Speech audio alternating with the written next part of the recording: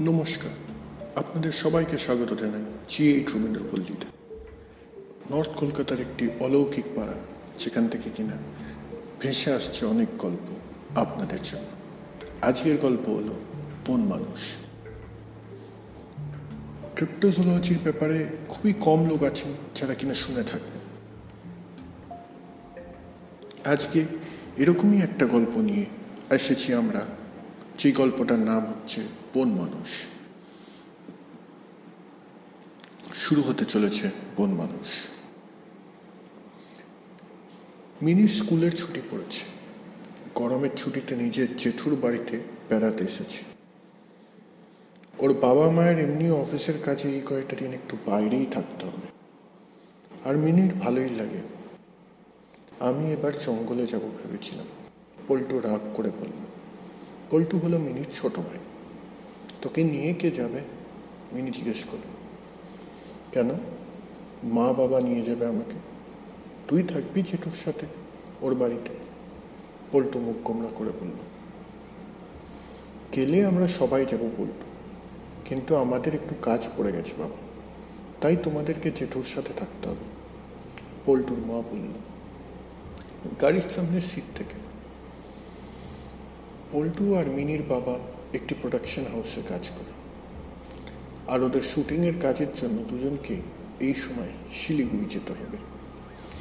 আর ওই সময় মিনি আর পল্টুকে সামলানোর জন্য কাউকে লাগবে, তাই ওদের জেঠুর বাড়িতে যাচ্ছে ওরা।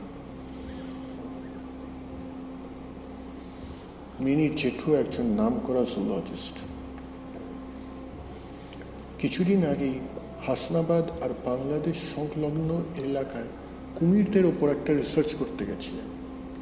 এই কিছুদিন আগেই ফিরেছে। যখন জানতে পারে যে মিনি আর পল্টু আসছে, তখন এক কথায় মেনে যায় ওদের নিজের বাড়িতে রাখার জন্য। নিজের নতুন ঠিকানাটাও পাঠিয়ে দেয় ওদের, জি8 রবীন্দ্রপল্লী, আনন্দ ভিলা। ভাবলেই অবাক লাগে, উত্তর কলকাতার মতো একটা জায়গাতে একটা ভিলা কেনা সত্যি আশ্চর্য। কিরে মিনি, কেমন আছিস? জেঠু মাথায় হাত বোলাতে বোলাতে বলল। আমি ভালোই আছি জেঠু, তুমি কেমন আছো? মিনি জিজ্ঞেস করল। I am fit and fine বলেই নিজের পিসিগুলো রাখালো। আর আমার পল্টু এখন কি করে? পল্টুর দিকে হাসতে হাসতে, আমি ক্লাস 4-এ পড়ি এখন। বাহ, খুব ভালো। তোমরা ভেতরের ঘরে গিয়ে খেলো, আমি তোমাদের মায়ের সাথে কথা বলে আসি, কেমন? মিনি আর পল্টু ভেতরের ঘরে খেলতে চলে গেল। ভেতরের ঘরের দেওয়ালে অনেক ছবি, বিভিন্ন প্রজাতির জানোয়ার, পাখি। জেঠু এইসব নিয়েই পড়াশোনা করে। ওনার একমাত্র লক্ষ্য লুপ্তপ্রায় প্রাণীদের যেন বাঁচানো যেতে পারে। বেডরুমের সাথে লাগোয়া আরও 4-5টা ঘর আছে, আর কোনার দিকে সিঁড়ি ওপরে যাওয়ার জন্য। বাচ্চাদের মন বেশিক্ষণ এক ঘরে থাকে না, তারা এই ঘর ও ঘর করতে লাগে। বারান্দার কাছে বস্তা বস্তা খাবার রাখা লক্ষ্য করলাম। জেঠু একা এত কিছু খায় ভেবেই অবাক হয়ে গেল। তা আমার দুষ্টুরা কি করছো? জেঠু পেছন থেকে এসে বলল। জেঠু, তোমার এত বড় ঘর? মিনি জিজ্ঞেস করল। হ্যাঁ, বড় ঘর। তোমাদের ভালো লেগেছে তো? হ্যাঁ জেঠু, খুব ভালো লেগেছে, মিনি হাসতে হাসতে বলল। আচ্ছা জেঠু, দোতলার ঘরে কি আছে? পল্টুর প্রশ্নটা একটু অবাক করলো জেঠুকে। কিছুক্ষণ চুপ থেকে বলল, তুমি যাবে? হ্যাঁ জেঠু, আমি ছাদে উঠবো, সব ঘর দেখবো। পল্টু এক মুখ হাসি নিয়ে বলল। হ্যাঁ, আমরা সবাই উঠবো, কিন্তু দোতলার ঘরে আমার ল্যাবরেটরি আছে। ওখানে কিছু গুরুত্বপূর্ণ কাজের জিনিস রাখা আছে, যেমন কাঁচের শিশি, কাঁচের জার। ওগুলো ভেঙে যেতে পারে যে, সেই ভয়ে দরজাটা বন্ধ করা হচ্ছে। তারপর কিছুক্ষণ থেমে বলল, চলো, তোমাদের জন্য খাবার রান্না করেছি। খাওয়া দাওয়া করে দুই ভাই বোন ঘুমোতে গেল। কিন্তু মিনির কেন জানি না একটু অস্বস্তি লাগছে, হয়তো নতুন জায়গা বলে, তাই দুপুরের ঘুমটা ঠিক মতো হলো না। বিকেলবেলায় জেঠুকে ওরা বায়না ধরল গল্প শোনানোর জন্য। দুজনেই জানে জেঠু একজন বিজ্ঞানী, দেশ বিদেশের লুপ্তপ্রায় প্রজাতি বাঁচাবার জন্য অনেক জায়গায় ঘুরেছে সে, আর সেই গল্পগুলোর লোভেই আজ দুজন জেঠুর কাছে এই আবদার করছে। আচ্ছা জেঠু, তুমি যে কিছুদিন আগে বাংলাদেশ গেছিলে, সেখানকার কিছু গল্প বলো না। মিনি বলল, জঙ্গলের গল্প শুনব। পল্টু বলল, আচ্ছা তাহলে বলিস। আমাদের এখানকার সুন্দরবনের বেশিরভাগটাই কিন্তু বাংলাদেশে, আর তার মধ্যে অনেক এমন জায়গা আছে যেখানে এখনো অব্দি মানুষ যায়নি। আর আমার লক্ষ্য ছিল ওই জায়গাগুলোতেই যাওয়া। আমি যতটা জানতাম, সাপ ছাড়া সুন্দরবনে ভয় পাওয়ার মতো আছে শুধু বাঘ আর কুমির। কিন্তু ওখানকার গ্রামের লোকেদের মুখে আমি এক আলাদাই গল্প শুনতে পেলাম। 1997-এ অনেকেই জঙ্গলের ভেতর পাখি ধরতে গিয়ে একটা বিশাল লোমশ প্রাণীকে দেখতে পায়। প্রথম দিকে তারা ওটাকে ভালুক ভেবেছিল, কিন্তু লক্ষ্য করে দেখে বুঝলাম না, ওটা ভালুক না। চলার ধরন আর হাতের আকৃতি দেখে ওরা বুঝেছে এটা একটা বন মানুষ। কিন্তু সুন্দরবনে তো বন মানুষ বা ভাল্লুক কোনোটাই পাওয়া যায় না। মিনি বলল, ঠিক বলেছ, কিন্তু যখন এত লোকে দেখেছে তখন ও বিশ্বাসী বা করি কি করে বলো? তাই আমি ভাবলাম জায়গাটায় নিজে গিয়ে দেখব। কিন্তু গ্রামবাসীরা আমাকে যেতে না করল। বলল ও কোনো সাধারণ বন মানুষ নয়, ও অপদেবতা, মানুষ মেরে খেয়ে নেয়। কিছু লোকজন তো জঙ্গলে যেতে গিয়ে অদৃশ্যও হয়ে গেছে। এই গেল বছরই এক বনকর্মীর অফিসার ওদিকে গিয়ে আর ফেরত আসেন। লোকেদের বর্ণনা অনুযায়ী 5 ফুটের ওপর লম্বা প্রাণী, আর গা দিয়ে একটা বিচ্ছিরি গন্ধ আসে। লোকেদের সাথে কথা বলে বুঝলাম নিজের চোখেই প্রাণীটাকে দেখেছে এরকম লোক বেশি নেই। আর গরিলাদের মতনই শান্ত প্রকৃতিরও নয়। মানুষদের সাথে সাথে গরু, ছাগল, এমনকি কুমিরের ওপরও নাকি আক্রমণ করেছে এই প্রাণীটা। গল্পগুলো অনেকটাই হিমালয়ের ইয়েটি আর আমেরিকার বিগফুটের কথা মনে করিয়ে দিল আমার। অবশ্য বাংলাদেশেও এরকম কিছু থাকবে তা ভাবিনি। কিন্তু ইয়েটি আর বিগফুটকে এখনো মানুষের ওপর আক্রমণ করতে শুনিনি। কিন্তু বাংলাদেশের এই বন মানুষ তো শুধু মানুষ নয়, আশেপাশের জানোয়ারদেরও মেরে ফেলছে। আমি জানতাম না সত্যি ওখানে জঙ্গলের ভেতরে কোনো নতুন প্রজাতির বানর বা গরিলা ছিল কিনা। তবে হ্যাঁ, যদি থাকে তাহলে এটা সত্যি একটা বিশাল বড় আবিষ্কার হবে। কিন্তু গরিলা আর শিম্পাঞ্জি বাকি আর 10টা জানোয়ারের মতো নয়, তারা হলো বুদ্ধিমান। এটাও দেখা গেছে কিছু কিছু গরিলারা গাছের ডাল ভেঙে তার মাথা ঘষে সেটাকে পল্লমের মতো ব্যবহার করে। সবথেকে বড় ব্যাপার হলো এরা বন্য প্রাণী, মানুষেদের সাথে এদের অত বেশি বনে না, তাই মানুষদের প্রতি অনেক সময় এরা আক্রামক হয়ে যায়। কিন্তু গল্পে যা শুনলাম তাতে বোঝা গেল এই প্রাণীটা অন্যান্য বানরদের মতো নয়। এই অন্য বানরদের থেকেও বেশি আক্রামক আর হিংস্র। নিজের এলাকায় কাউকে ঢুকতে দেয় না। একটা সম্ভাবনা আছে, জাইগ্যান্থ্রোপেথিকাস বলে একটি লুপ্ত প্রজাতির বানর ছিল একসময়, যার হাইট 10 ফুট লম্বা আর মানুষদের মতনই বুদ্ধির ক্ষমতা রাখত। অনেকে বলে রামায়ণে যে বানর সেনাদের কথা বলা হয়েছে তারা হয়তো এই জাইগ্যান্থ্রোপেথিকাসই ছিল। আর এদের ফসিল ভারতের বিভিন্ন জায়গা থেকে পাওয়া গেছে, যা বোঝাই যাচ্ছে একসময় ভারতের উপমহাদ্বীপে এই প্রাণীদের রাজত্ব ছিল। বেশিরভাগ অন্য লুপ্তপ্রায় প্রাণীদের ফসিলগুলো 1 কোটি বছরের পুরনো ছিল, কিন্তু এই জাইগ্যান্থ্রোপেথিকাসের ফসিল কিছু 1000-100 বছরেরই মাত্র পুরনো, যাতে বোঝাই যায় কিছু বছর আগে অবধি এই বৃহৎ আকার বানরের মতো প্রাণীগুলো হয়তো ভারত আর বাংলাদেশে হেঁটে বেড়াত। হয়তো রামায়ণে এদেরকেই বানর সেনা বলে উল্লেখ করা হয়েছিল। আর হতে পারে সুন্দরবনের এই ঘন জঙ্গলের মাঝে হয়তো সত্যি কোনো অচেনা অজানা প্রাণী আমাদেরকে লুকিয়ে লুকিয়ে দেখছে। এই ভাবতে ভাবতে নিজের দলবল নিয়ে গভীর জঙ্গলে হেঁটে যাচ্ছিলাম।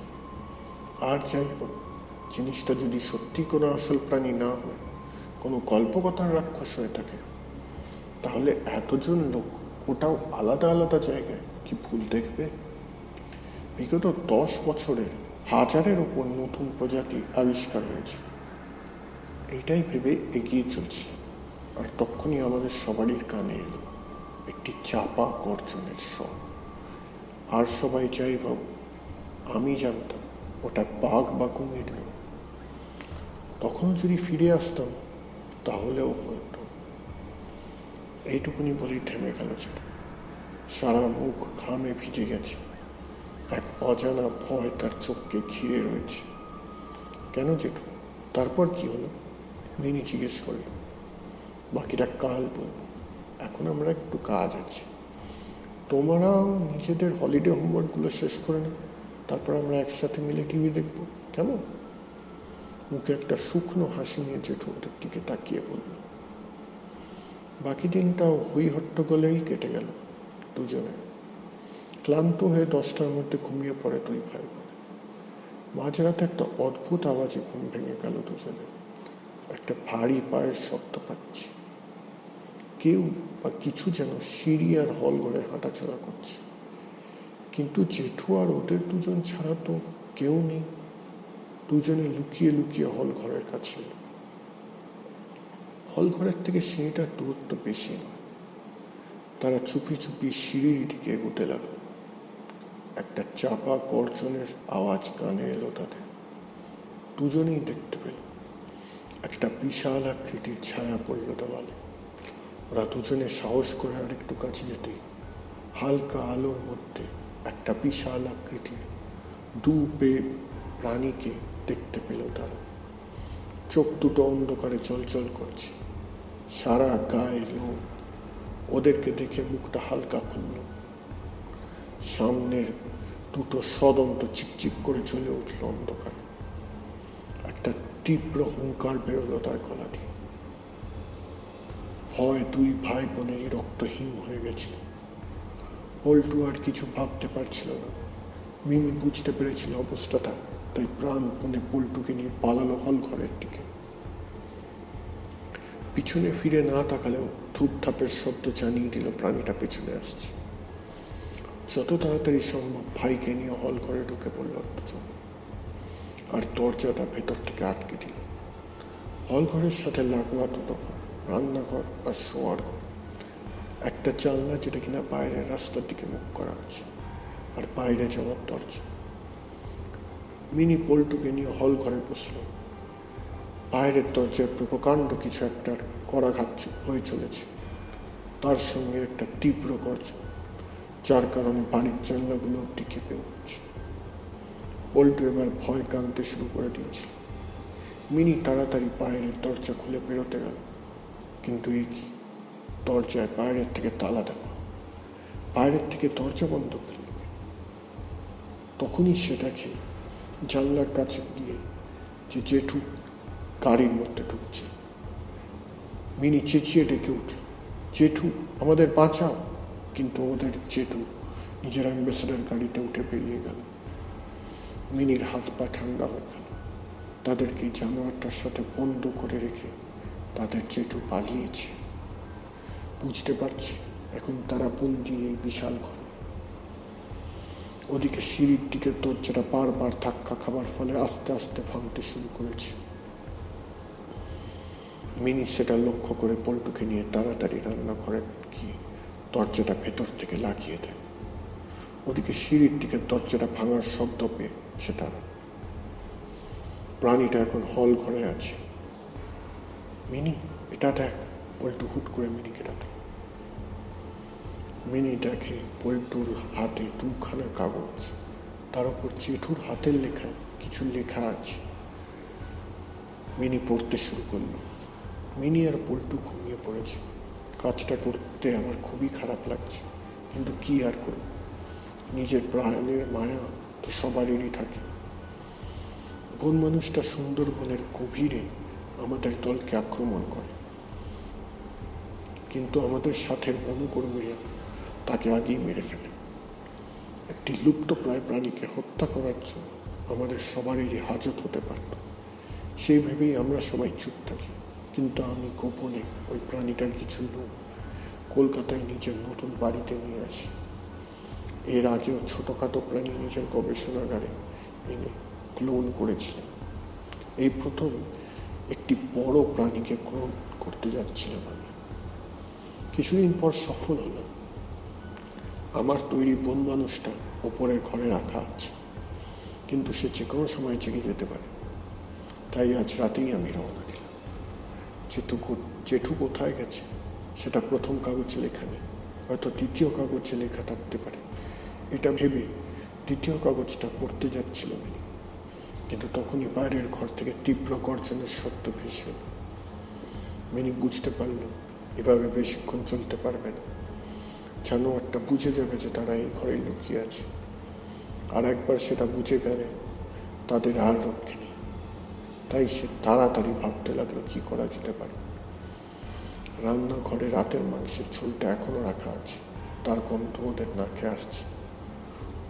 ওদিকে যেতে গিয়ে দেখলাম মেঝেতে মুঠিটাও রাখা আছে। বিপদের সময় মাথা বেশিরভাগ লোকেরই কাজ করা বন্ধ করে দেয়, কিন্তু মিনির সেই মুহূর্তে আশ্চর্য রকম একটা বুদ্ধি খেলে গেল।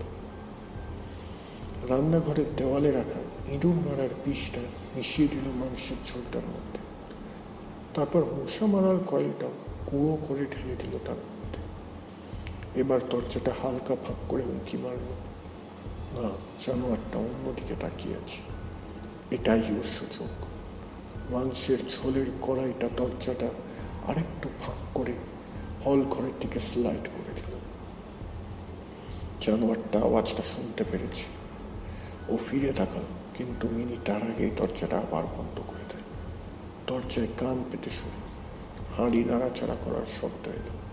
তারপর বোঝা গেল কেউ যেন কিছু একটা খাচ্ছে। তারপর কোনো আওয়াজ নেই, সারা শব্দ নেই। হঠাৎ একটা ভারী জিনিস মেঝেতে পড়ে যাওয়ার আওয়াজ পেল। মিনি হালকা করে দরজাটা দিয়ে উঁকি মারল। না, জানোয়ারটা মাটিতে পড়ে আছে। প্রকাণ্ড আকারের এই বন মানুষটা সারা গায়ে ক্ষয় লোমে ভর্তি। পুরো মাংসের ঝোল আর মাংসের হাড় সমেত গিলে খেয়েছে। মিনি আর এক মুহূর্ত অপেক্ষা করল না। রান্নাঘর থেকে বটিটা নিয়ে কাটতে লাগলো তার মাথাটা। তখন যেন তার মধ্যে দানবিক শক্তি ভর করেছে। নিজেও জানে না কি করছে। সারা ঘর রক্তে ভরে গেল। বটিটাও ঠিক ভেঙে গেল শেষের দিকে। মিনি তখনও কোপ বসিয়ে যাচ্ছে। পল্টু গিয়ে মিনিকে ছড়িয়ে ধরে। মিনি আর নিজেকে সামনে রাখতে পারে না, কান্নায় ভেঙে পড়ে। কিছুক্ষণ দুজনে মিলে কেঁদে মন হালকা করে। তারপর বলল, চিন্তা করিস না, বাড়িতে কোথাও না কোথাও ফোন থাকবে। আমরা মা বাবাকে কাল সকালেই ফোন করব। আমরা আর এখানে আসবো না, ঠিক আছে? এই বলে পল্টু আর মিনি উঠল। তখনই ঘরের বেরোর থেকে আবার একটা চাপা গর্জনের শব্দ ভেসে এলো। মিনির মনে পড়ল রান্নাঘরের দুটো কাগজ ছিল, তার মধ্যে একটাও পড়েছিল, কিন্তু দ্বিতীয়টা ওর পড়া হয়নি। সে তাড়াতাড়ি দ্বিতীয় কাগজটা পকেট থেকে বের করে পড়া শুরু করল। যেমন মানুষটিকে আমি বানাই, সে শারীরিকভাবে কমজোর তৈরি হয়। কিছু অসুস্থতার জন্য মানসিক ও শারীরিক বিকার পুরোপুরি হতে পারেনি, কিন্তু তার পরের 4টি বন মানুষের ক্লোনের মধ্যে সেরম কোনো বিকার আমি দেখতে পাইনি। তারা শুধুমাত্র সুস্থই নয়, সাধারণ মানুষের মতনই বুদ্ধিমান। পড়া শেষ করল মিনি। সিঁড়ি আর পাশের ঘর থেকে পায়ের আওয়াজ পেল। ধীরে ধীরে সেগুলো তাদের দিকে এগিয়ে আসছে। আজকের গল্প বন মানুষ এখানেই শেষ হলো। আপনাদের গল্প কেমন লাগলো সেটা নিশ্চয়ই কমেন্ট বক্সে জানাবেন।